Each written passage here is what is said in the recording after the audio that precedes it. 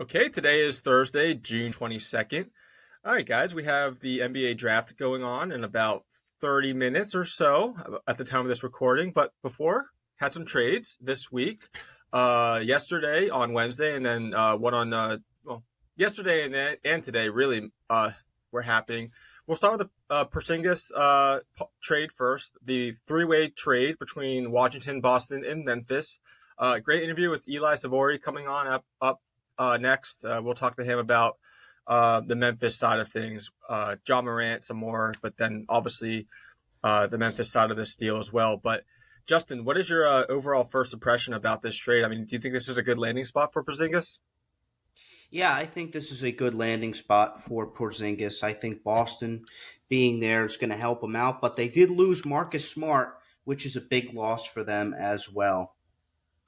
Yeah, no, it's I think Washington did well in this position.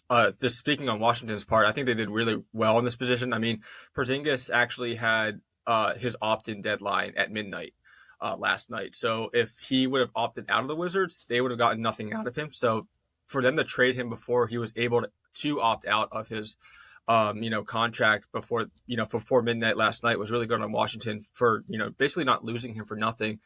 But yeah, I mean, I think I agree, Justin. I think Marcus Smart is going to be a good fit in Memphis. We don't really know what's going on with Ja Morant yet. Uh, He I can mean, take over. yeah, well, we'll think he's going to stay. Ja Morant, hoping he'll stay out of trouble, but at least it's a good backup, and it also allows Ja Morant to not have to do everything now, pretty much for the team. Um, Zach, what are your thoughts on like Boston in this trade? Do you think they might have actually won this trade of all three of the teams? I would say they probably got the best player of the three. So typically, in that case, the team that gets the best player wins the trade. I think that losing Marcus Smart is a loss, though, because he is one of the leaders of this team, and he's one of those guys who thinks he's better than he is. And I know that sounds bad, but it's a compliment. Some guys. They have irrational confidence. Marcus Smart's the king of irrational confidence. He's willing to shoot the ball from three-point range 10 consecutive series if you leave him wide open. But he's an outstanding defender. Of course, he's been a defensive player of the year before and has been there through the ups and downs with Jason Tatum and Jaylen Brown over the last 4 or 5 years or so. So I think that's going to be a loss. But I think this is a move that the Celtics made with the idea of going all in, adding another scoring option with Porzingis and not just relying on Marcus Smart to be a good defender. So I think the Celtics have another move up their sleeve. I know the Brogdon trade got wiped away, but I think Brad Stevens is intent on having a big offseason. They're not going to sit on their laurels. They're not going to sit on the fact they went to the finals last year, went to the Eastern Conference Finals this year. So I think the Celtics won the trade, all things considered, but I do think Marcus Smart is a loss for them. I definitely think the Celtics won the trade here. I mean, Al Horford is definitely showing his age this past postseason. So having Porzingis come in there for like a stretch front court player is huge. They did. I mean, losing Smart though, effectively they are having Derek White replace him on offense or in the starting lineup, which is hardly a Decent 1-to-1 trade. replacement. What's up? Yeah, Decent replacement. Yeah, very much. Yeah, I mean, it's definitely not Marcus Smart though. Derek White's no Marcus Smart, so defensively wise, it might not be much of a difference, but hardly of an offensive one-on-one trade there in the backcourt. But yeah, I mean, Boston also got 2 first-round picks, so they got Memphis's first-round pick tonight, the 25th overall pick, and then a first-round pick in 2024 as well, which was the Warriors pick that they gave to Memphis. So yeah, I mean, I definitely think Boston won this trade, and I'm happy to see Marcus Smart leave. I know a lot of people were kind of asking for him to leave, especially in Boston. I think he'll do great things in Memphis, and then Washington too. They're doing some things this offseason as well, and I always love seeing Washington actually try to make some noise and become relevant again. Another news: Chris Paul originally traded to Washington. Speaking of them, eventually. Just today was announced that he was traded to the Golden State actually for Jordan Poole, along with some way later first round picks. So I think the 2027 and like 2030 picks or something, along with Jordan Poole, were sent to the Wizards. What do you guys think of this? Do you think this is a good place for Chris Paul, the Warriors, or do you think he would have been better in Washington, or even the Suns if he would have stayed in the Suns? I think this is a good place for him. I think Golden State's going to be a dramatically different team, however, because this is a team that likes to play a lot of run and gun, transition, pull up threes. That's not Chris Paul's game. And it's kind of interesting because he and Steph Curry have been longtime rivals, so I'm interested to see how that tandem works out. But I don't mind adding in a veteran guy when you've got Klay Thompson who's getting older, and Draymond's going to be probably out the door. I think this is going to be a different Golden State team than what we've seen over the last couple of years. That may not necessarily be a bad thing because we just saw them lose in the second round of the playoffs this year. But you talk about a fall from grace. Jordan Poole at this time last year was on top of the world because he had a great finals, great postseason, 4-year, $128 million contract. And now the pool party is off to Washington, where last I heard it kind of gets cold in November and December. So he's not going to be having as many pool parties around there. So I don't mind the Chris Paul acquisition for Golden State. It makes them more interesting than just having, Jordan Poole and having what they currently have now. I think it's a better place for Chris Paul. He was not going to be in Washington. Like Chris Paul at this point, the only thing left for him to do is win a championship, and that ain't happening with the Wizards anytime soon. So he was never going to stay there. And it seemed like it was a mutual parting of ways with the Phoenix Suns. I don't think Phoenix wanted him back either. They wanted Bradley Beal to have that kind of big three. They were a better team once Chris Paul got hurt. So I think just from a style standpoint, I don't think it was a match in Phoenix anymore. I'm going to be interested to see what happens with Steph and Chris Paul out in Golden State with an aging Klay Thompson and an aging team. This will probably be the oldest team in the NBA next year. So I think this is probably the best place Chris Paul could have ended up. Yeah, you mentioned the pace discussion. I mean, Suns are a notoriously slow-paced team. That that worked really well for this Chris Paul, last year, but it's completely different with the Golden State Warriors, like you were saying. They play at a very high pace, and it'll be interesting to see if Chris Paul can keep up with that, especially as you get into the playoffs, where they're expected to play at a very high pace and very high level every single night. And I'm curious to see if he's going to flame out by the second and third round and beyond, if as they go later into the playoff stages, which is ultimately their hope, and especially Chris Paul's hope.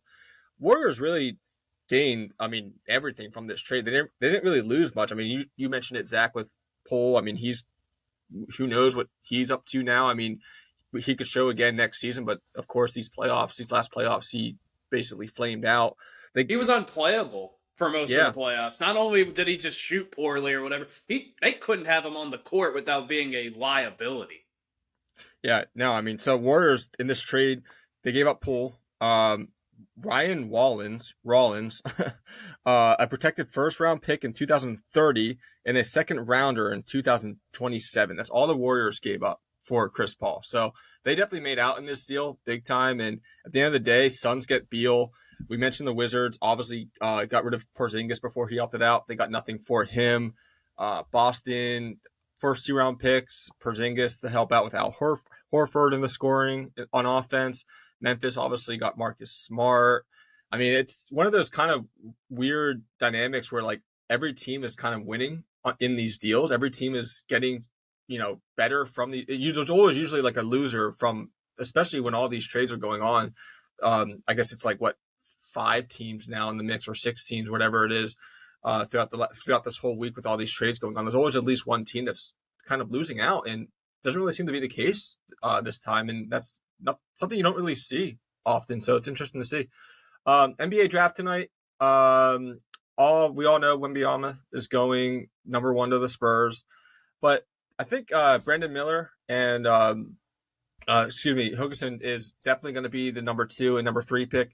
It kind of just depends on where they're going to go, though, and so we'll go from there. I think we have. Who's picking second? Oh my gosh, Charlotte. Thank you. I drew a blank. I know. Portland's third, but I was completely drawing a blank on who was picking second. Who do you guys think is going second, and who do you guys think is going third here? I think it sounds like it's going to be Scoot Henderson now. Like, from what I've heard over the last couple of hours or so, it seems like the momentum's kind of changed. It was Brandon Miller at one point, but now I think people outside of Michael Jordan now that are part of the actual Hornets ownership seem to prefer Scoot Henderson. So I think it's going to end up being Scoot number 2, Brandon Miller number 3. Yeah, Justin, what were you going to say? I think it's going to be Henderson going number 2. Miller goes number 3 as well. That's pretty much the order it's going to be in. Yeah, I mean, everyone's saying Scoot Henderson would be a clear number one if it wasn't for Wembanyama coming in. Yeah. Very good in transition, super explosive with blow by material. Gets to the hoop really fast. I know he's being compared a lot to Russell Westbrook, just with his athleticism and his competitive nature. Uh, just like Westbrook, though, doesn't always have the best decision making and really can't shoot threes that well either. So that's going to be something that he's going to have to definitely improve on going forward in the NBA. And then Brandon Miller, most likely going to be going to Portland again, bearing any trades that happened tonight at the time of this recording. High percentage shooter, very, very good at scoring, very versatile on scoring. He's going to be seen as a top 2 offensive option long term on a good NBA team. Defense definitely needs work though. Definitely has comparisons to like Jabari Smith Jr. and Danny Granger, guys that were just very, very good scorers, but were kind of a liability on defense. So as far as Brandon Miller goes, that's something that he's going to have to definitely improve on. Kind of a weird draft. Pacers, Jazz, Hornets hold nearly 1/4 of the picks, and 10 teams own half of the selections. So it's kind of a lopsided draft this year in the NBA. Only less, quarter of the, like I said, quarter of the teams, 3 teams own a quarter, and only 10 teams own half of the draft pick. So definitely a lopsided draft, and I'm excited to see what happens as we head into tonight and the trades that happen and what team gets ultimately what player. Well, other news this week: U.S. Open. Rickie Fowler resurgence, among other things to talk about in the U.S. Open. I think Rickie Fowler is finally back. First time he ever held a lead in a major going into a Sunday in his career, if I read that correctly. He would have had the outright lead if he didn't miss a putt, a really short putt actually, a putt within 4 feet on the last hole on Saturday night.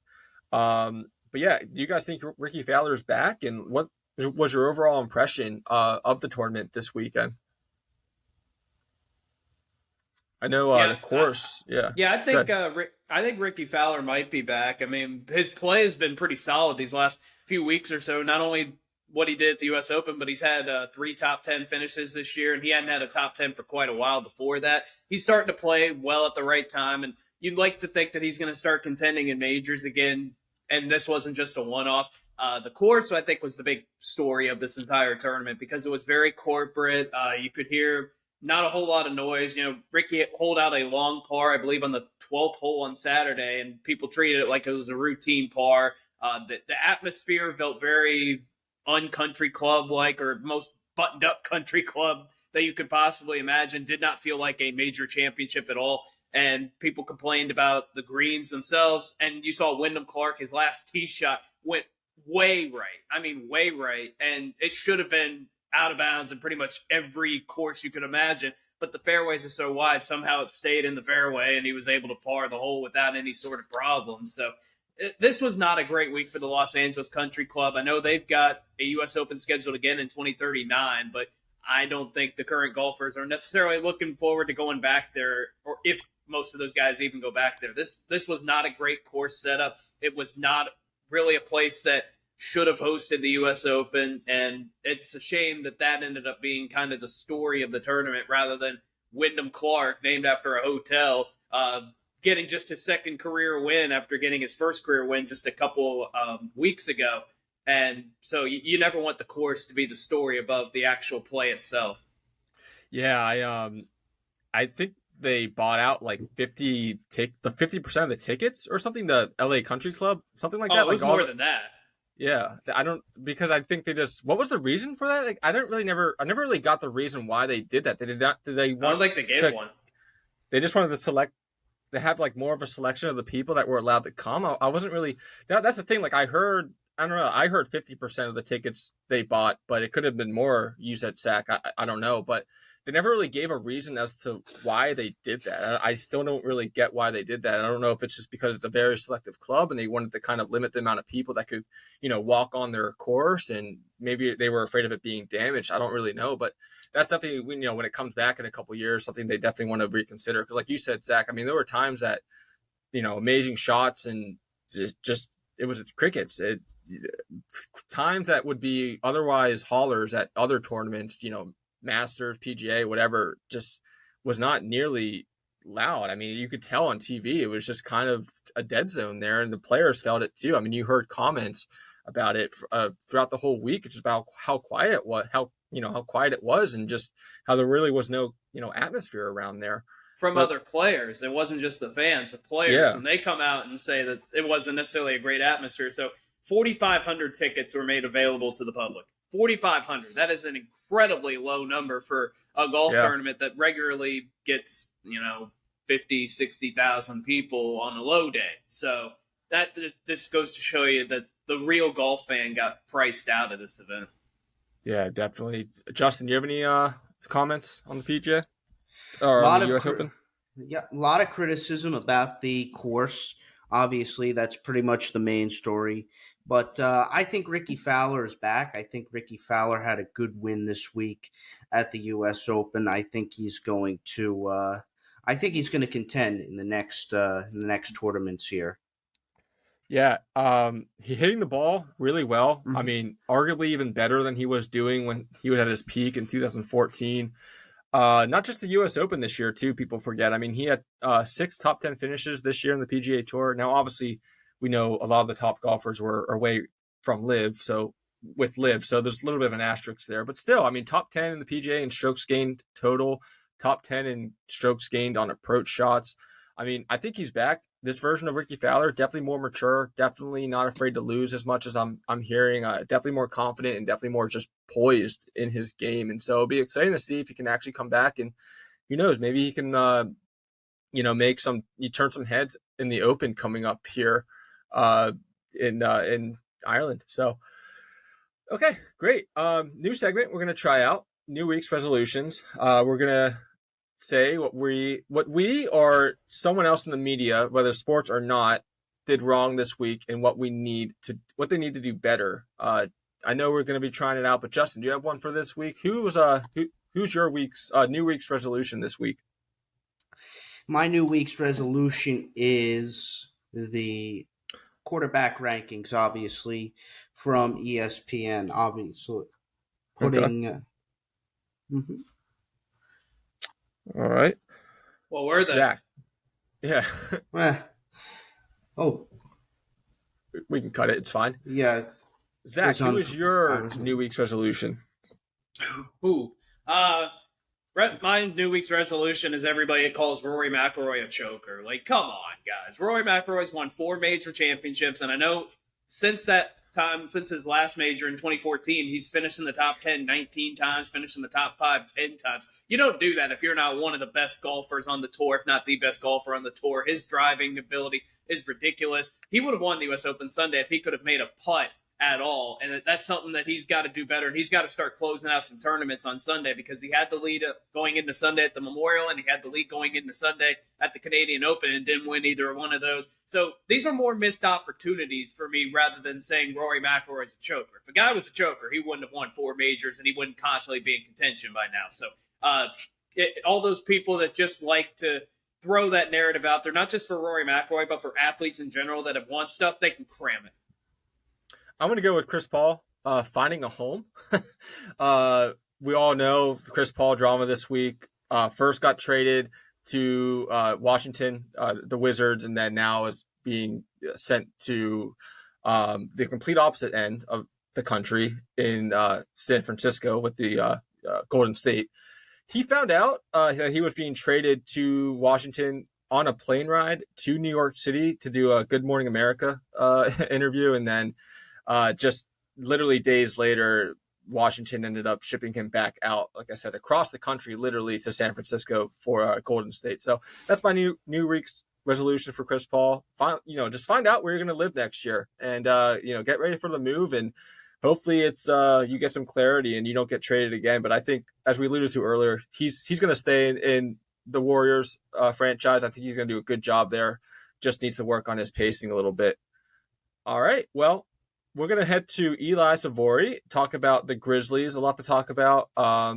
Originally did the interview on Wednesday, and then a couple hours after, trade went down for the Marcus Smart trade, as as we alluded to earlier as well. Brought him back on today to give his initial reactions to that. But great interview with him. We'll get to him right now, and we'll be back after Eli then. Okay, we now head to the Bluff City to talk to recurring guest Eli Savoie from Memphis's 98.5 FM 56 WHBQ, host of Mornings with Greg and Eli, 7 to 10 Central Time on the station. How you doing, Eli? Long time no talk to. Yeah, I'm doing good, man. Good to be back. All right. Well, Eli, at this point, I'm sure you're tired of talking about it, but I'm going to ask that anyhow because people want to hear all about it. Ja Morant, biggest elephant in the room right now in the NBA offseason.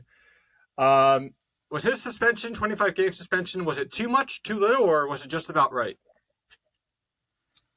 You know, I thought it was going to be a little bit less than that. I was kind of expecting right around the 20-game mark, but I think 25 is fair, and we'll see if he ends up deciding to appeal it and maybe gets it even reduced down to 20 games. But at this point, it doesn't seem he may want to do that. But I mean, the guy made a huge mistake, and he did it twice. He not only did once and got suspended 8 games for that, and then went and talked to Adam Silver, basically told him he wouldn't do it again, and then goes and does the exact same thing again. So even though there were no laws broken per se, that's just something in the league they're not going to tolerate, is kind of the use of guns, or the kind of glorification almost of guns. And especially when you've done it once and told the commissioner that you made a mistake and you understood from that mistake, and then go do it again. That's just not going to be an acceptable thing for the NBA to and they're going to make sure they're trying to teach him the lesson at this point. Yeah, it's kind of interesting because I know a lot of people are on both sides, and I'm sure those in Memphis are probably on the side it should be less games. But then I think the national perspective is more. It should be more. I mean, when Adam Silver came out just as the NBA Finals were starting, and saying that this big announcement's coming about Ja Morant, there's been more evidence and all this other things. I think a lot of people thought it might even be a full season suspension. I think that was what a lot of people were kind of suspecting and wrapping their brains around and getting ready to hear that kind of news. And I think a lot of people are surprised that it's actually only 25 games. And it's interesting to hear that you're actually thinking it should be less, and surprised that it's not less. I know Tamika Tremangolo from, the director of the NBPA, National Players Association, she thinks 25 is way too rough. It should be more towards like 16, like double what it was in March. And so I think you guys are on the same page, and I think it's 30 days now that they have to appeal this decision. Him and his team, Ja Morant, is that correct? Yeah, they've got. I believe it is 30 days, and that, to me, like, the people who acted like it was going to be a full season or even half a season, there's just no way the Players Association would ever possibly stand for that. And this is a weird situation. This is something that we have not seen before in the NBA. But again, a rule or a law was not broken. So to try and suspend a guy for not breaking a law and not technically breaking anything really that is in the CBA, there's things about guns in the locker room there, which we've seen with Gilbert Arenas and Javaris Crittenden and all that stuff. But there's not any kind of rule necessarily about just having a gun. And so when you've not broken any laws and you've not broken any actual hard, fast rules of the NBA, it's really hard to try and suspend somebody for half a season or certainly a full season. The Players Association would absolutely lose their mind, because this is setting the precedent. This is for all of those players that going forward, if you are pictured with a gun or whatever. Now, we still don't know what would happen if somebody was out hunting and they have a gun or whatever. And that's where this whole slippery slope comes in, is what if a guy posts a picture of himself in a shooting range with a gun, or somebody's out hunting and they have a gun? Right. Because in the end, all Ja Morant had here was a gun in his possession. He was not shooting it. He didn't do anything else other than he was pictured with a gun. So this is setting the precedent, and those players and the Players Association, I don't think, wants this to be the type of thing of this many games over just having a gun in your possession. Well, I think that's the whole argument of the Players Association. I have it on my phone right here, just some past examples of what they're pointing to be much lesser suspensions for even higher offenses. Really, I mean, you look back in February 2018 with Willie Reed, the domestic battery charges that he faced. He only had a 6-game suspension then, and then you go to Darren Collison, excuse me, back in October of 2016, another misdemeanor domestic battery charge. That was 8 games. And then Jeffrey Taylor back in November 2014, another domestic violence incident. He was suspended 24 games, even still less than Ja Morant's 25. So I think they're citing these other instances that happened in the past where they've had, less games for even far more offensive offenses. And I think that's what they're kind of alluding to at this point, right? Yeah, and I understand, obviously the repeat offender thing here plays a big part. Again, doing the exact same thing that you did before and that you met with the commissioner basically and told him you weren't going to do anymore. That plays a big part in this. But also, again, you're talking about those are laws being broken. Those are guys being arrested. Those are charges being filed, where in here there's no laws being broken. So I can understand both sides of it. Adam Silver, he does, especially in the society we live in today, he doesn't want anything to do with guns. He wants he doesn't want the NBA's image to have anything to do with guns. He doesn't want the NBA's image to have anything to do with, quote unquote thuggery. I mean, he wants that removed from the league. But so I can understand why you're wanting to make sure you make your point and send this message. But then I also still understand if Ja Morant and the NBA Players Association want to say, listen, he didn't break a law, like 25 games, more than a quarter of the season for not breaking a law is extremely penal to any player in the league when you talk about the money that is costing him. Yeah, and the other instances I mentioned in the past, that was also with David Stern, who was known to be a lot harsher of a commissioner than Adam Silver is. Adam Silver is known to be a players commissioner, always out for the players, always looking out for the players, and I think that has a lot to do with it in this incident as well. I think he's just really looking to keep the image of the NBA really uptight, and I think that's actually going to ending up helping Ja Morant, him being such a players commissioner. I think this really will end up being brought down to probably like 16 games. I think what the Players Association is asking for, it's about 16 games. I think that's fair. I think it's a new age too, back from 2014, 16, 18, the past instances I was mentioning. It's just a new age. You really just can't do that. Social media is a lot bigger than it was back then as well, and just a lot of differences since those past times I brought up. But let's go back to what you said about his past incidences. Ja Morant himself. Adam Silver said that his past crimes, well, not crimes, his past issues that he's had played no role in this decision that they made here last month, or I'm sorry, a couple weeks ago. Do you believe in that? I mean, last July, punched a 17-year-old boy, then also threatened to maul security on that same day. A couple months later, altercations with the high school volleyball game. Beginning of this year, he had altercations with Shannon Sharp at a Pacers game, I believe it was. Later this month, the famous red laser incident with the Indiana Pacers. I think a lot of the Pacers players are still saying that was a gun that the laser came from. But yeah, I mean, Adam Silver saying that none of these past times that Morant was in trouble had anything to do with this pass rolling. And I don't really believe in that. Do you believe in that? And do the fans believe in that? And do the Grizzlies organization even believe in that? I don't know that those other things played a part. I think maybe the Pacers won the altercation after the game and their accusation that they thought it was a gun, even though the NBA investigated that and they said they could find no evidence that there was a gun. The bottom line is, when you have somebody accused of having a gun and they say no and you investigate it, you don't, but then you have 2 further incidents where that person has a gun.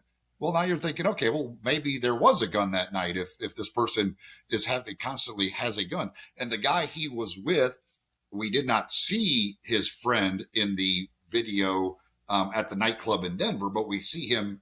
He's the guy whose account this one was on, who he's always with. He was the one who was directly involved with the Pacers in that postgame incident, who was banned from the arena for the rest of the year after that incident because he was kicked out of that game originally and he was out there after the game. So if you're thinking, okay, when he's with this guy, he has guns. When this guy got in an altercation, this other team says there was a gun or they think it might have been a gun. That one I think could have played a part in it. I don't think the stuff with the pickup game where he punched the 17-year-old, I don't think the thing at the mall played any part in this because I don't think the NBA is taking any time to investigate those things and find out what's true and not true. But the one with the Pacers, that was a game. That was something the NBA was directly involved in and had to investigate. So I think that very well could have played a little bit of a part in what Adam Silver's decision was. Yeah. Last question about Morant, and then we'll move on to the Grizzlies as a whole. Adam Silver said he felt lied to, and I don't really know what he means by that, to be completely honest. I mean, back in March, Morant said that drinking had to do with his bad decision making as to why he brought out the gun and put it on Instagram and all that, and he was true, and that probably was the reason. I think drinking just made him, just stupid that night. Just to be frank, I don't think he really lied to Adam Silver in that moment. Why do you think Adam Silver said that he felt so lied to? And he really it was just something stupid Ja Morant did through drinking. Well, I think that Adam Silver met with Ja Morant about that first incident to let him know that this is not acceptable. While you are not being charged with anything, nothing has happened to you from the law. This is not acceptable. We are not accepting our players just having guns and showing them on social media. And I think Ja probably told him and made it clear that, yeah, I get that. I understand that. I won't do it again.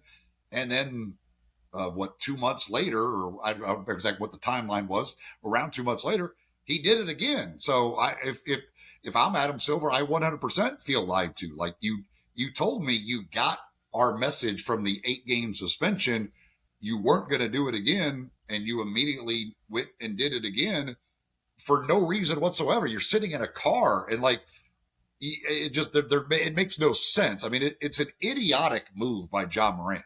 And I could see where Adam Silver is like, dude, you just told me a couple months ago that you get it, that guns are unacceptable in our league, and you went and did it again. What do you think comes out of the suspension with Ja Morant? I think hopefully Ja gets it now. Like you always say, like after the first time, my thought was, well, Ja wouldn't possibly be dumb enough to do this again. Like nobody would. Like you think, okay, because there's no point to it. Like you're not doing anything other than showing a gun. And so, but then when he does it again, you're like, oh, okay, well, clearly the first one didn't set in with him. I mean, that first one probably cost him the All-NBA team, which cost him $40 million, basically. So if a $40 million mistake doesn't teach you a lesson, you start wondering, like, because then when you do it again, you're like, oh, wow, $40 million did not register with him.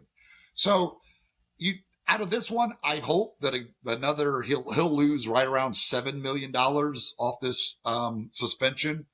You hope all of this adding up that something clicks in his head or somebody can get in his head and say like, listen, dude, you are throwing a lot away right now.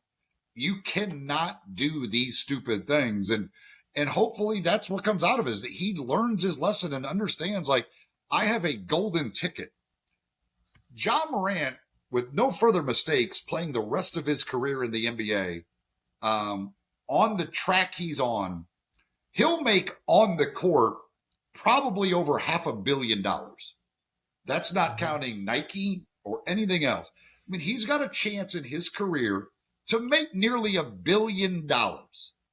You would hope that something would register and something would click out of this and go, yeah, I've got too much on the line here to keep making just dumb mistakes. Yeah, you said 40 million. I think after it's all said and done, I heard more like 50 to 60 million will be lost in all this happening. I mean, yeah, I agree. I think at the end of the day, I just think Adam Silver thought that he felt disrespected. He felt his office was disrespected. I think he looked at it as Ja Morant not really taking the slap on the wrist seriously enough and not really taking his office seriously enough. And I think that's ultimately why he went with a harsh 25 game suspension. But we'll see what happens, right? We'll see if it gets down. The Players Association can get that down at all, and he'll be back earlier next season than we thought. But let's actually talk about the Grizzlies right now. First in the Southwest Division last year, second in the West overall. Had the fourth highest point differential average of the whole league last year. Um, Only relevant that we talk about the draft first, coming up tomorrow night at the time this is recording. Grizzlies have a first round pick, 25th pick overall. Desperately need a perimeter player on both ends, a shooter as well as a perimeter defender. Given that they're drafting 25 right now, what do you see them doing, Eli? Do you see them drafting up at all, or if they don't draft up at all, who's the best available name right now on the draft board for Memphis? They're their history. Zach Kleiman, since he has become the general manager, the only first round draft pick that he has taken that he didn't trade to get was Ja Morant at number 2. Generally, his MO has been he targets a player and he does whatever he has to do to trade up if he feels that need in order to get him. So just based on track record, you would think that they probably make a trade, whether it's if there's somebody they've targeted, they think they got to get up to get, they'll trade up. If they can't make that move and they can't get the person they really want, I could see them trading out of the first round because they really only have one roster spot available. And I don't know that they want to, if they're not going to just fill that with a first round pick who isn't the guy they want. If they were to by chance stay at 25, if you look at the mock drafts, a couple of the guys that come up are Brandon Podjemski from Santa Clara, who certainly fits their need. Dariq Whitehead out of Duke, who didn't have a great year at Duke, but was a very highly rated recruit. And the one thing he did do at Duke well was shoot 3-pointers. He was over 40% from 3-point range at Duke. There's no doubt the biggest need on this team, the main need, they have to replace Dillon Brooks. Unless somehow things completely change, Dillon Brooks isn't coming back. What do they need to do to replace Dillon Brooks? They got to get a shooter who's better than him. You may not get a defender as good as him, but if you get a shooter that's better than him and doesn't take as many ill-advised shots as Dillon Brooks, that's how you do it. That's probably not going to come through the draft. They would love to make a trade. They would love to get OG Anunoby from Toronto. They tried at the trade deadline last year, but we don't know that Toronto is going to want to move him. If it's not him, I don't know who that is out there. There are some other guys that you would certainly, and we don't know who's going to become available. This could be a crazy offseason around the NBA, but they would, I think, trade-wise and getting a veteran is the way they would love to replace Dillon Brooks. But with a trade, it's always, dependent on that other team being willing to make that move. Yeah, if things stay the same right now, the way they are, Grizzlies will have $12.2 million in non-taxpayer mid-level exemption at their disposal. So not a whole lot to play with. I heard a lot about signing and trading with Dillon Brooks, sign and trade kind of deal. Have you heard anything about that? I know OG Anunoby is definitely a name the Grizzlies have been looking at. They looked at him last year, even with Mikal Bridges. I know Mikal Bridges is kind of off the table right now. I think he's pretty much settled in Brooklyn, but yeah, I mean, any wind of a sign and trade deal with Dillon Brooks, bring him back for just the purpose of trading him? I think the only way it becomes a sign and trade, I think, is if there's a big trade that were happening around the league where teams needed the Grizzlies to get involved, basically for salary cap purposes and salary purposes as far as moving contracts around. Then I think the Grizzlies could get in maybe a 3-team deal or a 4-team deal where somebody needs a big contract to move. And obviously that if it would require whoever Dillon wants to sign with to not have the cap space available to sign him. If they don't have that, Sure. then they're going to need the Grizzlies to get involved as a sign and trade. But I think that could become something of a bigger deal.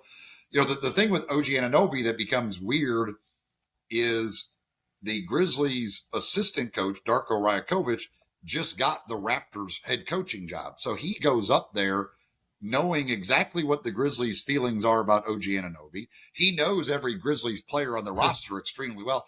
I don't know who he likes or doesn't like for sure. Obviously, the Grizzlies probably know more about who he likes, who he doesn't like, maybe out of their young players. But he also knows the Grizzlies want Anunoby bad, so he could tell his management, hey, they want this guy really bad. Make sure you take advantage of that and get as much out of it as you can if we are going to trade Anunoby. So there's a lot of moving parts there that make that deal a little bit more difficult now because a guy from your organization is now the head coach in that organization. Are Steven Adams, Tyrese Jones, Brandon Clark, Luke Kennard, are they all pretty much considered non-tradable at this point?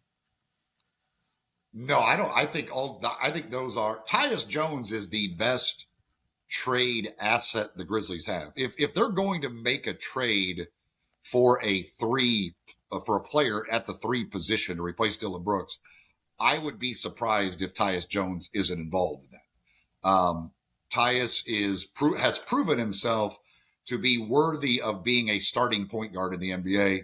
He's got a very affordable contract with only 1 year remaining on it. So he is very attractive to other teams.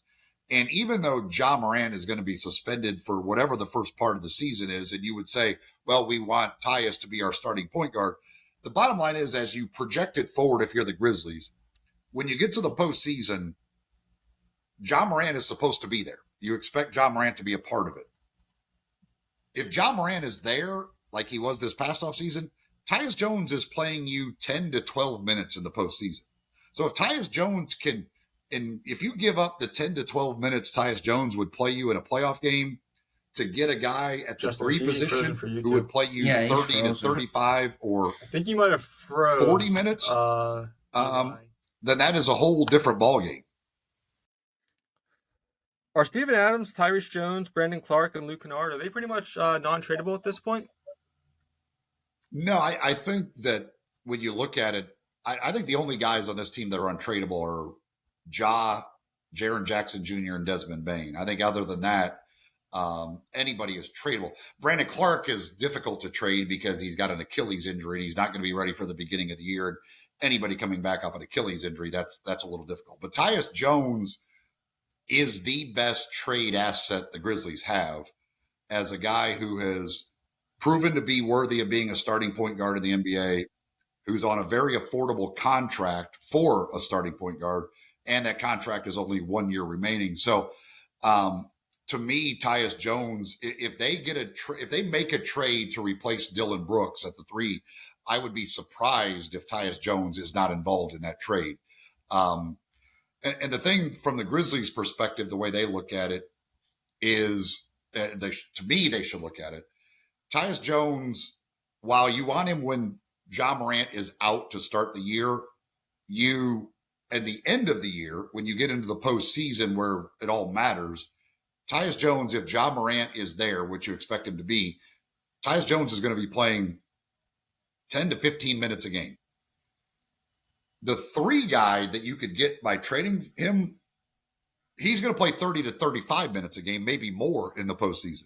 So if you could replace a 10 to 15 minute guy with a 30 to 35 minute guy, you do that every time. And then if you trade Tyus Jones, the hope would be you use the mid-level exception to go get a veteran point guard, a backup guy who could come in and he can fill in for Ja for those 25 games. You're in those 25 games or whatever it ends up being, you're going to be relying on Jaren Jackson Jr. and Desmond Bane anyway. Desmond Bane last year was the de facto backup point guard when Ja was out. He can fill minutes at the point guard position if needed. So to me, the net out of it all, to Tyus, getting rid of Tyus, while Tyus is great and he's been awesome for this team, if you can get something for him that improves the 3 position, if you get a starter at the 3 position, to me, you 100% should use Tyus Jones to do that. Yeah, let's talk about Desmond Bane. You just brought him up a little bit ago. if if the Grizzlies can keep both Ja Morant and Jaren Jackson on the court, I mean, of course, Ja Morant keep him out of trouble with the league, and then Jaren Jackson has to stay out of trouble with foul trouble. Is that three along those two along with Desmond Bain? Is that enough of a trio to actually make a title run, or do they actually do need more, like you were just alluding to, with maybe trading Tyrese Jones to get that fifth option or fourth or fifth? I think those three, and when you consider the fact that how young all three of them are, I mean, we're still talking about guys who are 24 and younger, who are they are not, none of them are in their prime theoretically yet.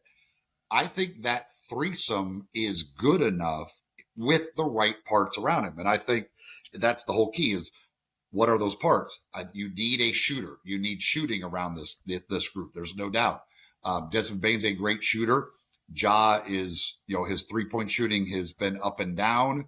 Jaren is a good 3-point shooter, but to me, he needs to be making his living in the paint at this point and then shooting the occasional three. You want to be able to have guys who can spread the floor, open up the lane for Ja to do his driving, for Jaren to work in the paint, and another shooter to take attention away from Desmond Bain. But I think those three guys, as they move forward, when they get, 2-3 years down the road, when they're all getting to the, if you look at the Denver Nuggets, Jamal Murray and Jokic, they're getting into that 25, 26 range. That's when I think you could have that chance to make that leap when all of those guys get to 2, 3, 4 years down the road when they're theoretically entering their prime. I think that trio is good enough with the right parts around them to actually win a championship. Even better than the Nuggets, you think? I mean, Nuggets are going to be. Well, I mean, let's go there. Go ahead. The Nuggets are really good. Obviously, those two guys are really good. But the NBA, so much of it is, are you healthy at the right time? And the Nuggets are in a real salary cap struggle. They've got that starting five locked up for the next couple of years, but Bruce Brown is going to be leaving. They only played 3 guys off the bench in the playoffs. Bruce Brown was one of them, and he was really, really good. Christian Brown looks like a heck of a young player. And then Jeff Green's a free agent who they probably will bring back as a veteran.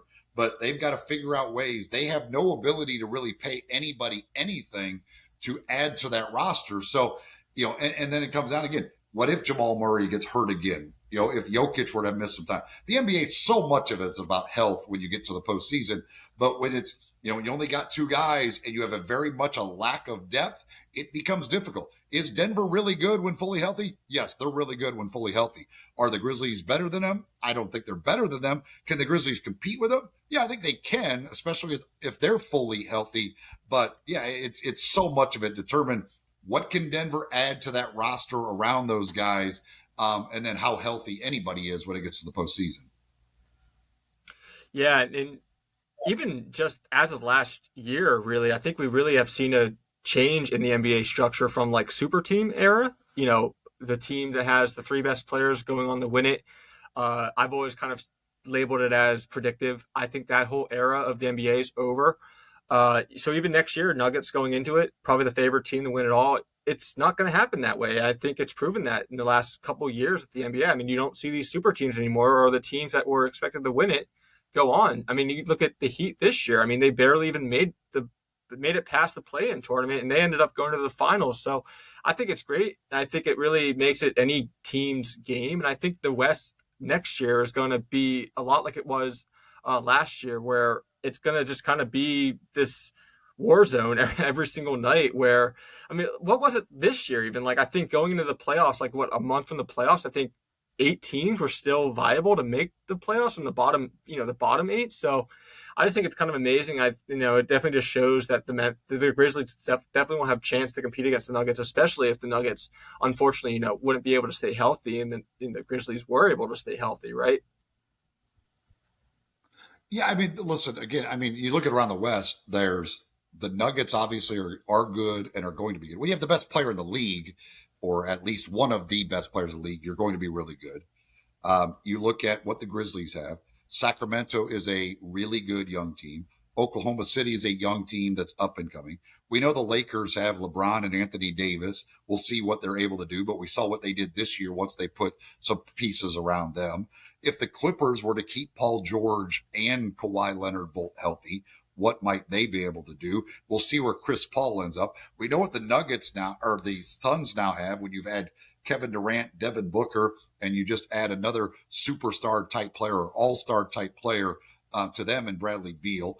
The West is an absolute gauntlet. If New Orleans were to get Zion healthy and he's there, what might they be? Like, the West is extremely difficult year in and year out. Where do the Grizzlies rank in that? Again, it's tough, but the Grizzlies, the last, and that's not even mentioned, by the way, Golden State, who is the perennial team, but the Grizzlies, the last 2 years in the postseason have not been healthy. That's been the unfortunate part. They have not been eliminated from the postseason with their full roster. Can they get to the postseason, be fully healthy, and see what happens? That remains to be seen. Yeah, I mean, let's talk about the roster a little bit more. Let's talk about Sire Williams. I mean, what do fans think about him? I mean, he had such potential coming out. His rookie year wasn't very exciting. I think he let a lot of fans down, and then even slumped more in his sophomore year, you could argue. I mean, what are the fans in Memphis specifically saying about Sire Williams? Do they want to give him more of a chance, or are they just kind of done with him at this point, him not being able to perform? Well, his rookie year, it was interesting because the start of the year, he was not good. Then he missed some time with an injury. And when he came back, and he actually was thrown into the starting lineup by need, he had a good run. He played well. They won a bunch of games. He kind of just did what you needed him to do. He made some threes. He didn't take a bunch of shots, but when he was counted on, he made some. This past year was just kind of a wasted year for Zaire. He just never got going. He had injuries. Then he couldn't make a shot. I mean, he just lost all confidence. And it's hard when you're only getting a few minutes a game. So, you're only getting, a few shots a game. Then, and you're missing them. Then you start putting more pressure on yourself. I got to make every one I take because I'm only getting a couple opportunities. Then he got sent down to the G League, and I do the play-by-play for the G League team. And down there, he played well, but he still didn't shoot the ball well. He just never got confidence in his three-point shot. And he needs to get that confidence because they need him to be a three-point shooter. That's one of the big things they need. He's got athleticism to do a lot of other things. He can be a heck of a mid-range player, but they need him to just knock down threes at least a decent rate. And this year, it just never happened. And I think this offseason, he's got to get confidence back. And then I think he'll be back a part of the rotation. I think he can be a contributor for the team. Under 26% 3-point shooting last season for the Grizzlies, 25.8. So if they want him to be a 3-point shooter, he has a lot more work to do going in the next season. And yeah, we'll see. I mean, 10th overall. Back in 2021, I think he was picked by the Pelicans, right? If I'm correct, but yeah, I think a lot of people it was part of a trade, but the Grizzlies made the pick, but it was it's the way the NBA's rules work. Yes, the trade was made. They made the pick, but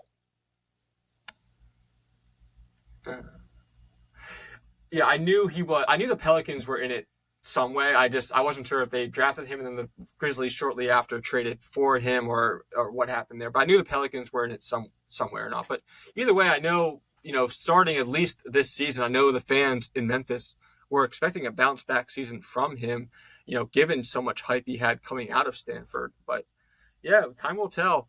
I'll give you a draft tomorrow night. Like I said, we're recording this on Wednesday. Episode will be out Thursday night, a little bit prior to the draft.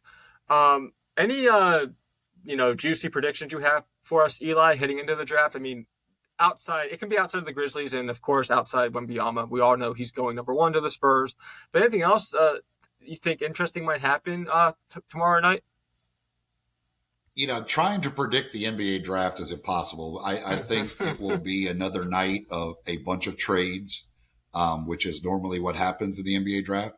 I think I would be surprised if the Grizzlies select at 25. I think they will either trade up or they'll trade down.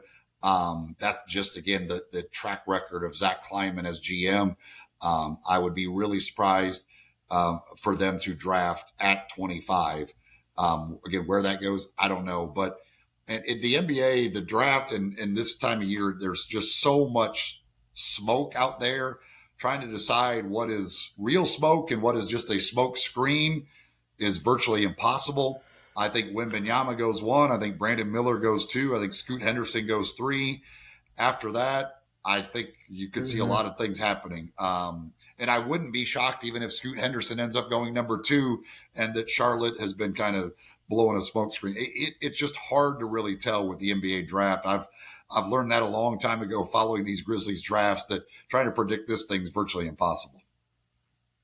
Yeah, 25th pick, which the Grizzlies have, like I said, and you said, kind of no man's land in the NBA draft. You either want to be one of the top 3, or it's kind of like after that, you said it's so hard to really – it's kind of like rolling the dice at that point, right? I mean, it's, as you said, NBA draft is so hard to predict. You have players that go top 3, top 5 that end up being bust, and then you have players that go number 41 overall, like Jokic, that end up becoming the best players in the NBA. Yeah.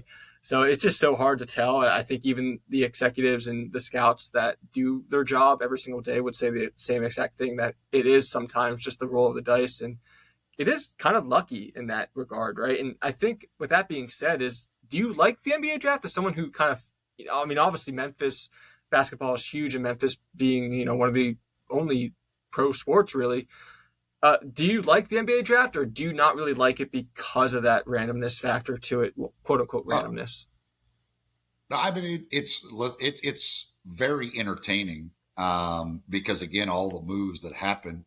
I hate the fact that they don't allow the trades to become official. So a guy who gets picked, much like Zaire Williams, everybody that night knew the Grizzlies were technically drafting him, but he has to be announced as a New Orleans Pelican draft pick and go up there and put a New Orleans Pelicans hat on, even though he and everybody else knows he's never playing for the New Orleans Pelicans. Like, I wish it was more like the NFL draft, where they actually announced the trades and told you who was picking the guy. But the way their calendar works, they, for whatever reason, refuse to do that. But the amount of movement, the trade, the fact that it's only 2 rounds, I think the NBA, and the fact that guys, have a chance to come in and make a huge impact. Because in basketball, man, it's one of 5 guys, and you get the right guy, you could completely change the fortune of your franchise. Ja Morant completely changed the Grizzlies organization for the foreseeable future. Those types of guys, Victor Wembanyama, I expect Victor Wembanyama to come in and be a dominant player right away. Like that, it is a completely game-changing type thing. And so I like the NBA draft a lot. Yeah, and the last question I was going to ask, leading off our interview, this has been really nice, really great, Eli. Appreciate your time. You think Wembanyama is going to be good then? You think he's going to be what their hype is all about, what they're all saying about him? Yeah, I just don't see how he's not. He's 7'5", has the ability to shoot threes like it's nothing, handle the basketball. I don't know how you guard him. I just don't, you don't match up with a 7'5" guy who could play on the perimeter as smoothly as he does. The Spurs are not good at all. I don't know that he could come in and take them to the playoffs, but I think he comes in and is immediately a high level NBA player. I'm as excited about him coming into the NBA as probably I've ever been around anybody, counting LeBron or anybody else. I just think this guy is an absolute freak of nature who I cannot wait to watch play. And when you listen to him talk, how mature he is at 19 years old, I just think this guy is a truly, as everybody says, he's a generational talent. I think he is truly a generational talent, and I can't wait to see him in the NBA. Yeah, I really don't know what to excuse me. I don't know what to make of him, to be honest. His his size really scares me, to be honest. I just think he's really lanky. I think he's going to get bullied in the NBA. He's going to be amazing on defense. That's for sure. No matter what he can do on offense, just with the size he's going to be up against, that's yet to be seen. But I think defensively, he's going to be amazing. I mean, they're saying that he can basically guard the paint and the perimeter at the same exact time, just because he can, jump out to the perimeter at any given second and block a shot on the three from the paint, just being how fast and lanky he is. But the size definitely concerns me. I know, you look at Chet Holmgren, not the same example, but still has not played a game for the Oklahoma City Thunder. Didn't even make the preseason. Basically, got injured, twisting his ankle against LeBron before the training camps even started. But yeah, I mean, it's yet to be seen. Like I said, I know it's not a popular take and not a popular opinion, but I'm actually more leaning towards the side of caution and concern with him. I think if he's going to be up against really big people, I think people that are much bigger than what he's seen in France.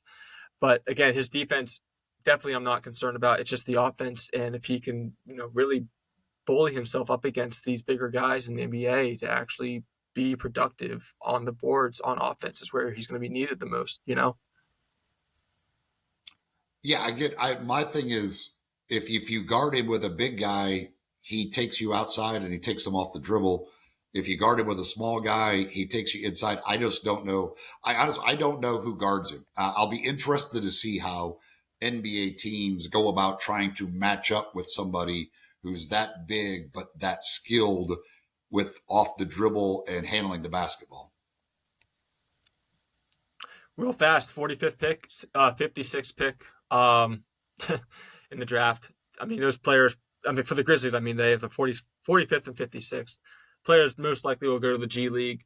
Do you have any inclination about that? What you want to tell us real fast, the second round picks? I mean, hey, it could be the next Jokic. Nah. You never know, right? Just kind of exciting about those it. Certainly are unpredictable. Yeah, again, they only have technically one roster spot available right now. Anybody that they draft in the second round will probably be either an international player that is not coming over, a draft and stash type guy. They'll trade out of those spots, or if they do draft anybody, it's probably to be a two-way player and put them on in the G League. Still awesome to say that you got drafted by the NBA, though, no matter where you end up, G League or overseas. That's right. It's still pretty awesome.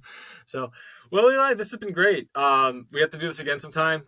Reoccurring guest, you were back on one of the first episodes, I think, of the Continental Sports Podcast, and we'd love to have you on again. This has been great. Would love to talk to you with some Grizzlies basketball again. Maybe back maybe in like November or December when we get midway through the NBA season there.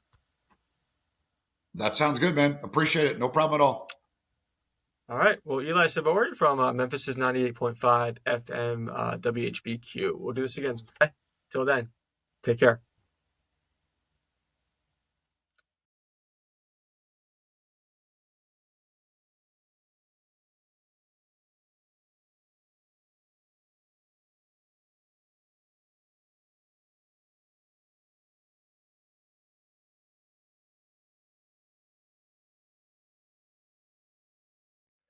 Okay, we now bring back on Eli Savoie.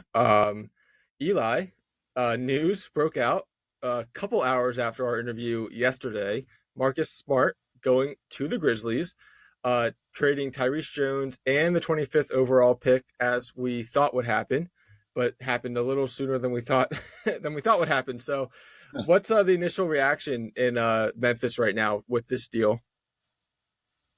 For the most part, pretty much everybody is very excited about this deal. Marcus Smart checks a lot of boxes for what the Grizzlies are looking for. And as I mentioned yesterday, Tyus Jones was kind of the best trade piece that the Grizzlies had. And so he was likely to get dealt because he was the one thing of value. And I didn't expect it necessarily to be this quick. And Marcus Smart may not be the kind of prime candidate that you would think of to replace Dylan Brooks on the wing, but because of his defensive abilities and being able to guard bigger than his size, he ends up being a good fit. So now they've got a point guard who can play the first 25 games of the year when Ja Morant is out.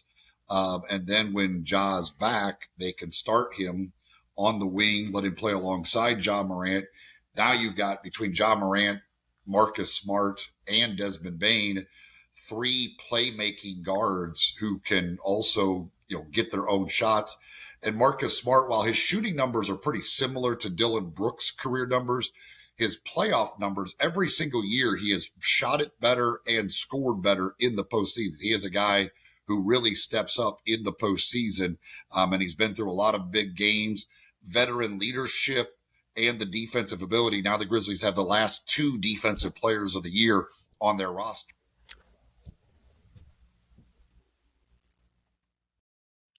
You mentioned it a little bit ago about Marcus Smart kind of not really being a good replacement for Dillon Brooks, but I mean, offensively he is, but not on the defensive side, correct? I mean, I think that's really the biggest concern right now is the defensive side, that Dillon Brooks was definitely a much better defender than Marcus Smart was, correct? Than is. Well, I just think that he's bigger, but I mean, Marcus Smart, again, was the defensive player of the year 2 years ago in the league. So Marcus Smart, it looks weird when you're talking 6'3", 6'3", 6'5", as basically your 3 starting, your point guard and your 2 wings, whereas Dillon was 6'7". But Marcus Smart, because of his strength, he constantly guards guys who are bigger than him. So I don't think it's a problem for Marcus Smart to guard 3s. So I think on the defensive end, if you do face some big wings, it could cause some problems at times, but you've got other guys you could put in there in those if needed. But I think Marcus Smart is just fine on the defensive end, and to have the last 2 one defensive player of the year on the perimeter and this past year's defensive player of the year inside and Jaren Jackson Jr., that's a pretty good combination. Does this really kind of emphasize a win now mentality for the Grizzlies though? This trade, I mean, they gave up obviously this year's pick, and then I think next year's first overall pick as well, correct? They gave up their pick this year. They had the Golden State first round pick next year. So that's the trade, the draft pick for next year that they traded, because NBA rules don't even allow you to trade your first round pick in back-to-back years. So they wouldn't be able to trade theirs, but they've had that Golden State pick for a few years. And I mean, this is a team that, even though Morant and Jackson and Bane and all these guys are extremely young, they feel they're in a position where they can win right now. And so, one of the things they have lacked is veteran leadership. And Marcus Smart coming in, I think, brings that. I think Marcus Smart is a guy who has no problem speaking up. If some of the young guys, he doesn't like the way guys are playing and things like that, I think Marcus Smart will step up. And he and Steven Adams now, I think, really could become leaders in that locker room, to kind of keep people, focused on what they're trying to do and things like that. So I think that's another big part of getting Marcus Smart, is that just veteran leadership, and a guy who's obviously played in the NBA finals and been in many, many huge playoff games. This seems to be one of those trades where every team won, the Celtics, Wizards, and Grizzlies. All 3 teams kind of benefited from this deal. Do you kind of agree with that, Eli? Yeah, I think so. I think kind of everybody comes out of this with what they were looking for. Celtics getting Porzingis and actually getting moving up a little bit in the draft as well in this year, and getting a next year pick as well. The Wizards, I think, getting their situation, they're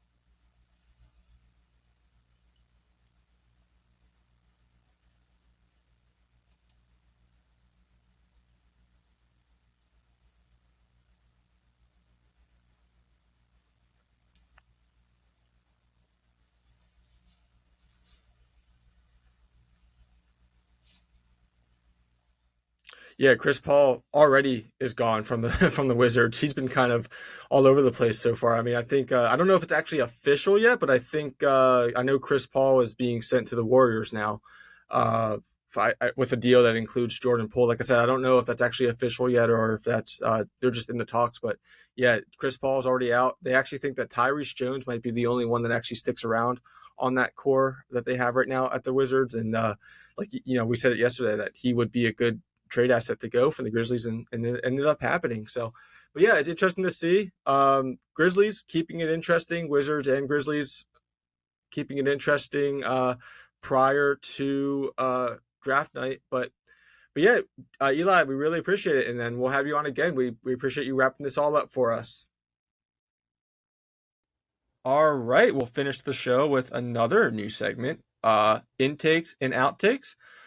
Who gave good takes this week and who gave bad takes? Zach, we'll start with you. Who is your intakes and outtakes of the week? We could kind of split it as far as both good and bad takes. JJ Redick earlier today read the worst takes handed out by basketball analysts this year, so you could call that a good take or a bad take, whatever. But he read his own bad takes. He read bad takes from Stephen A. Smith, when Stephen A. said Nikola Jokic doesn't have a post-up move, or, Kawhi Leonard should be forced into retirement, or JJ Redick calling himself out for comparing people to Bob Cousy back in the day, Chris Russo and him get into that a lot. So JJ Redick reading the worst takes in basketball this year, I think fits that bill. And as far as an actual good take, I think my good take for this week is going to be Jay Billis, because he said that Victor Wembanyama, as great as he is, he needs to bulk up. He's going to be a guy that at this stage, if he does not gain a little more muscle, he's injury prone. And what have we seen for a lot of big guys over the years, from Sam Bowie to Greg Oden to countless others? If those guys, some of those guys get banged up pretty easily. They've got bad knees. Taller people tend to have knee problems earlier in their career. So he's got to bulk up a little bit, and he's got to develop a game that isn't just reliant on his athleticism. I think he can do that. And he also said Wembanyama, as great as he is, the hype around Wembanyama this year does not compare to LeBron in 2003. And I think that is the perfect case of recency bias that people want to put out there, where we live in a microwave society where the last thing that happened is the best thing that's ever happened. And I think Jay Billis did a great job calling Wembanyama a great prospect and saying that he's got the potential to be one of the best players in the league, but also not going too far and saying that he's the best prospect ever. And people like Chris Broussard saying if he's Kevin Durant or Hakeem Olajuwon, he'd be a disappointment, as though Kevin Durant and Hakeem Olajuwon aren't two of the top 15 players of all time. Yeah, it's a good point, because it's kind of his body is kind of the reason why his hype was not as big as LeBron. I mean, LeBron was NBA ready in high school, almost pretty much for the most part. Maybe in eighth grade. Yeah, I mean that's really the difference, though. I mean, that's why I think Wembanyama is as good as he is, and he's going to be defensive ready from the day one. I don't think offensively wise, I think he's going to be pushed around a lot, and he's going to get manhandled a lot. I mean, we've heard people say countless times, like you're gonna see a lot of Instagram reels about him being just completely manhandled in the NBA. He's definitely going to get put on blast on social media, of course, but defensively wise, like I said, he's going to be ready from day one. But yeah, I mean, that's a good point. Jay Billis said, I mean, that really is the biggest difference between him and LeBron. LeBron was just so ready day one, just body wise. And Wembanyama, is that his size is actually what does scare me about him, as far as, I mean, I don't think he's not going to be a bust by any means, but he needs to stay healthy. And I really am concerned that he's going to get hurt. And it's almost just with his frame and what we've seen in the past, it's almost a guarantee that he's going to get hurt at some point. And you don't want to see that. But I mean, even look at Chet Holmgren last season. I mean, he didn't play a game yet. No. Kind of, I mean, not the same build, but similar, Yeah, who's the greatest player ever, like, as far as tall guys are concerned? I think 7'2" is probably the tallest all-time great player, somebody like Chamberlain or Kareem. Like, you never hear of 7'4", 7'5", 7'6" guys being all-time greats. Like, Yao Ming is 7'6". He's a freak of nature, but Yao Ming is another guy, classic case of the knees and his body just flat out betrayed him. And guys of that height, you're just not supposed to be that tall. Your body does not respond that way. So I think there's legit skepticism because, we've said, how many all-time great players are taller than, 6'10"? Like, you have your 7-footers, but those guys are even like 7 foot, 7'1". People like Shaq, Kareem, all those great players. You don't hear the 7'4" guys being just absolutely dominant. Like, there's a reason Taco Fall isn't the most dominant player in the NBA today. Yeah, I mean, Yao Ming was just completely different. I mean, Shaq was probably up there, but he's different frame though. I mean, I think you're alluding to more of the skinny or tall guys. I mean, Kevin Durant, I think, has a lot of health issues as well. I mean, he's missed a lot of time due to health issues. I think people would still have drafted him really high just because of what he is able to contribute when he is on the floor. But even him, like, he's had health issues as well. He's kind of the similar build anyhow, very lanky, very small frame, but yeah, it's I don't want to. It's a hot take. I'm definitely not going to say Wembanyama is going to be a bust, but he has potential to really flame out due to injury. Like, he has potential, come 2 years from now for teams really to be scared taking him because he's missed half the games. I mean, I wouldn't be surprised come 2 years from now, leading into like the what would that be, like 2025 season, where teams really are just afraid to take him because he's missed half the games. See, that's an unpopular opinion that I have, is that I don't consider guys that are injury prone to be busts, because that's not necessarily their fault. Like someone like Greg Oden, I don't consider him to be a bust, even though he's picked ahead of Kevin Durant, because Greg Oden, his body just didn't allow him to be what he could have been. And when he played, he was averaging 15 points, 15 rebounds, and showing you what he could do. His body just wouldn't let him do it. I think Wembanyama is bust proof. I don't think he's going to be a bust. If he gets hurt, then that'll derail his career. But I think his game, his skill set, I think it's too good for him not to be one of the best players in the league. But I'm not going to go so far as to say that he's going to be a top 5 player in the league by year 2. I think that's a little bit asking too much at this point. I don't think Wembanyama is going to be a bust, though. I think he's going to be, within 5 years, we'll be looking at him at the bare minimum as like a top 7, 8 player. And that's if things don't go perfectly well. Yeah. Any surprise like sleepers in the second round? Definitely don't. I don't want to put you on the spot. Probably not. I mean, I definitely don't. But just if you wanted to get off a take, if you wanted to. Yeah, not a second rounder, but maybe late lottery, late first roundish. Bryce Sensabaugh from Ohio State. He's a big time scorer. Full disclosure, I'm an Ohio State fan, so I've watched pretty much all of his games. But he's the kind of guy that thrives in the modern version of the NBA. Now, his defense needs a lot of work because he's basically a traffic cone defensively, lets everybody go by him. But as far as the offensive side of the ball, he can shoot it from anywhere on the floor. He can get to the basket. Very good free throw shooter. Better three-point shooter than you might think. He's going to be a guy that comes in and averages about 19, 20 points a game at worst, and he's going to get better, I would assume, on the defensive side of the ball. He's got enough bulk that he can be good defensively, so watch out for a guy like Bryce Sensabaugh. All right. My intake of the week, not the greatest, only because pretty much we already said it before, but I'm going to go with our guest this week, Eli Savoie. He called that Tyrese Jones and the 25th overall pick would be traded prior to the draft, and then literally 2 hours later it happened. So, I mean, you'll hear it in the interview. We have, like I said, you just heard it in the interview. We had him on Wednesday and then had to bring him back on today, Thursday, at the time of this recording, just to kind of go over the trade, initial trade reaction in Memphis to what happened with Marcus Smart. But yeah, he said that Tyrese Jones would be a really appetizing trade prospect, probably the most appetizing trade prospect on Memphis's team, that was actually tradable for that matter.